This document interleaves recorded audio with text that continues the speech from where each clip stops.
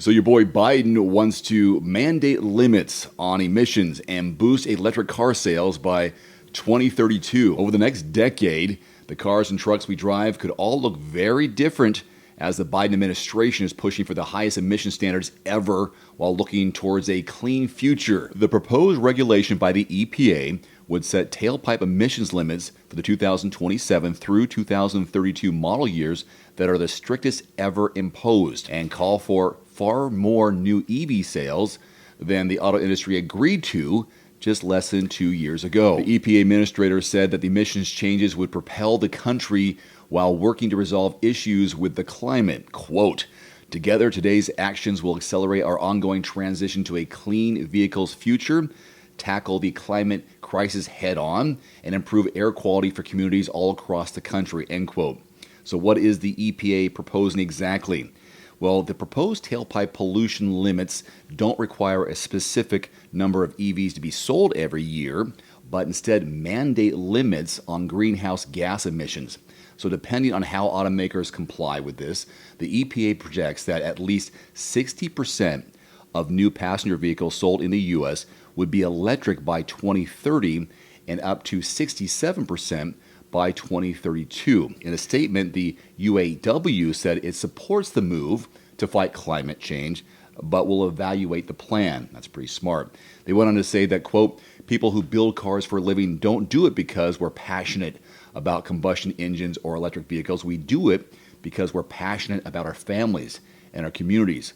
We can have both economic and climate justice, and that starts by ensuring that the EV industry is entirely unionized," end quote. So the EPA has a few years to make this goal a reality, but there's an Oakland University associate professor who said this strategy may not work. He says here, quote, "Really what this rule is going to do, it's going to displace CO2 generated from auto emissions and put the onus on that to power plants. Overall, it doesn't change a whole lot," he says. Is this plan feasible? Will it work? According to that same professor out of Oakland University, he says gas-powered vehicles and cars are so ingrained in our day-to-day life that they're not going anywhere, despite the pressure and families who may not be ready to go electric and who have some concerns about this. He says, "I'm concerned. This is my field. Energy is his field. And I'm concerned. I don't see the internal combustion engine going away for many different reasons.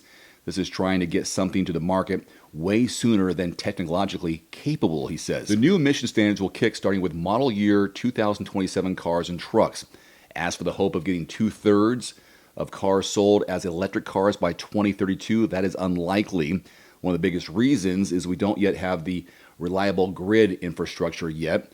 And one thing we may see, though, is more households with one gas-powered car and one electric car, just like my household.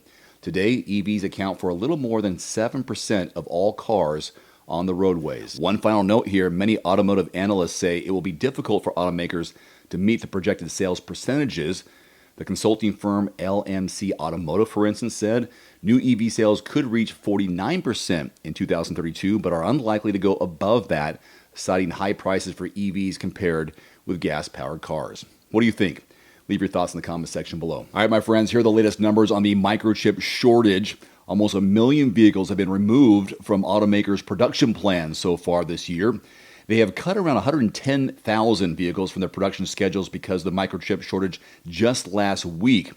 While new scheduled cutbacks occur in every single region, nearly 3/4 of them came out of Chinese factory plants, which logged 83,000 lost vehicles for the week because of the chip shortage. Auto Forecast estimates that 980,000 vehicles have been axed by the industry so far this year in the first 3 or 4 months, which is a 13% rise from a week earlier. But despite that increase, Auto Forecast Solutions stuck to its full 2023 forecast for production losses, which is at 2.8 million. So here's the breakdown on how it works and where we are right now. So right here, we're looking at 538,000 have been cut for North America so far this year. In Europe, 217,000, 182,000 in China, and that's where we get that 980,000 vehicle number. Now, the projections for the year are 2.8 million less than previous. So 1.1 million cut from North America, 770,000 from Europe, 250,000 from China. There's 500,000 being cut in the rest of Asia. Anyways, 2.8 million is what's projected to be lost of production in 2023 because of the microchip shortage. Thanks for watching. Please click subscribe and give us a thumbs up. See you next time.